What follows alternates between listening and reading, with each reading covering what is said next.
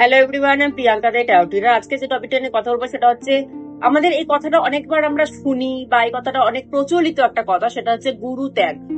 অনেকে বলে এক গুরুর কাছে দীক্ষা নিয়েছো, আবার অন্য গুরুর কাছে দীক্ষা নেওয়া যাবে না, তাহলে গুরু ত্যাগ হয়ে যাবে। দীক্ষা নেওয়া যাবে না এটা ভয় দেখানো হয় যে অন্য কারো কাছে দীক্ষা নিলে কিন্তু তোমার আগের গুরুকে তুমি ত্যাগ করে দিচ্ছ। তো গুরু ত্যাগ কিন্তু মহাপাপ, এটা কিন্তু করা যায় না। তো এই কথাটার পরিপ্রেক্ষিতে না, আমি যতগুলো কথা বলি না, সেটা হচ্ছে আমার নিজস্ব চিন্তাধারা। আমি কোনো বই পড়েও বলি না, কারোটা শুনেও বলি না। যেটা আমার জ্ঞান দিয়ে আমার ঠিক মনে হয়, আমি কিন্তু সেটাই সবসময় বলি। আমার মনে হয় গুরু ত্যাগ কথাটা ওয়ার্ডটাই হচ্ছে ভুল। এটা শুধুমাত্র মানুষকে ভয় দেখানোর জন্য এই ওয়ার্ডটাকে ইউজ করা হয়, এই ওয়ার্ডটাকে বানানো হয়েছে। গুরু ত্যাগ বলে কিছু হয়ই না আমার মতে। কারণ দেখুন, আপনি গুরু ত্যাগ কাকে বলবেন?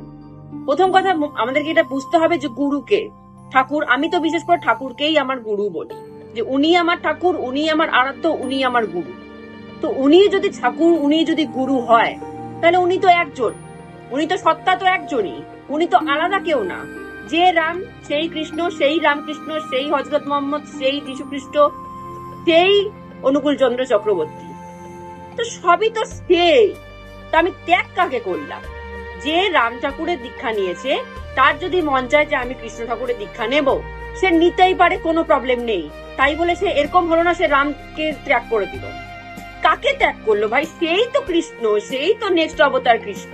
ত্যাগটা হলো কি করে? এটা মানে আমি না সবকিছু আসলে কি বলুন তো, লজিক দিয়ে বোঝার চেষ্টা করি, সায়েন্স দিয়ে বোঝার চেষ্টা করি। তো ত্যাগ হলো কি করে? সে তো তার নেক্সট রূপকেই গ্রহণ করছে, তো আগের রূপকে ত্যাগ হলো কি করে? সে এমন তো না যে সব আলাদা আলাদা আলাদা, মা কালী আলাদা, মা লক্ষ্মী আলাদা, মা সরস্বতী আলাদা। আমি একজনের দীক্ষা নিয়ে আবার আরেকজনের কাছে যেতে পারবো না, আগের মাকে ত্যাগ করা হয়ে যাবে। কিভাবে ত্যাগ হয় ভাই? সব মাই তো একজনই, তো একটাই তো সত্তা। যে মনে করবে যে সব আলাদা আলাদা, তো সেই এই কথাটা ইউজ করতে পারবে যে অন্য জায়গায় দীক্ষা নিয়েও না গুরু ত্যাগ হয়ে যাবে। যার কাছে সবাই একজনই, তার কাছে গুরু কিভাবে ত্যাগ হয়? রূপগুলো, আমার কাছে তো মনে রূপগুলো আলাদা, এনার্জি কখনো আলাদা হতে পারে না। সে মেল এনার্জি হোক, ফিমেল এনার্জি হোক, এনার্জি একটাই। তো আমি ত্যাগ করলাম কাকে? আমার ইচ্ছা হতেই পারে আমি এক জায়গায় দীক্ষা নিয়েছি, আমি নেক্সট আর এক জায়গায় দীক্ষা নিব।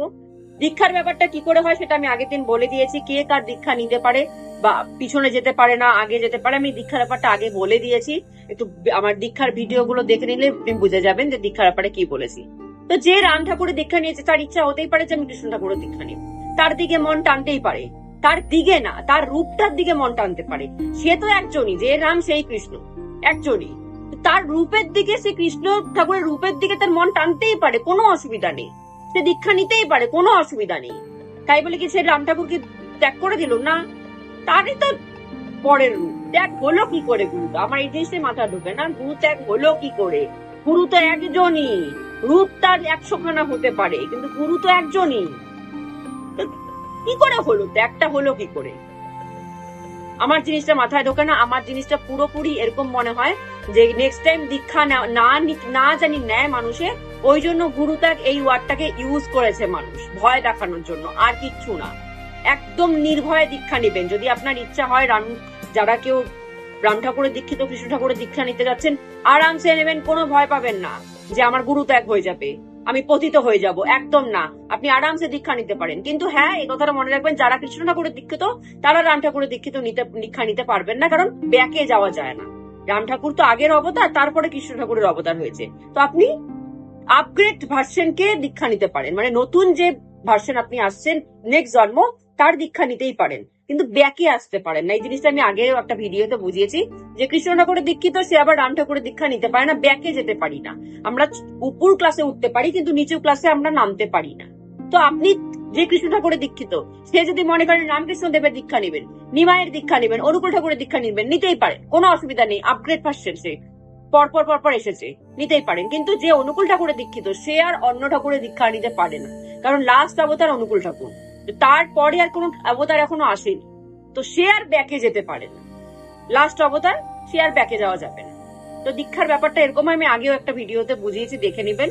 কিন্তু এই গুরু ত্যাগের ব্যাপারটা একদম মাথায় আনবেন না যে একবার দীক্ষা অন্য জায়গায় দীক্ষা নিলে আমার গুরু ত্যাগ হয়ে যাবে, পতিত হয়ে যাবো। না, কোনো ভয় পাবেন না। গুরু একজনই, সে বারবার রূপ চেঞ্জ করে এসেছে, তাকে ত্যাগ করার ক্ষমতা আমাদের নেই। আমাদের মানুষের ঠাকুরকে ত্যাগ করার ক্ষমতা নেই।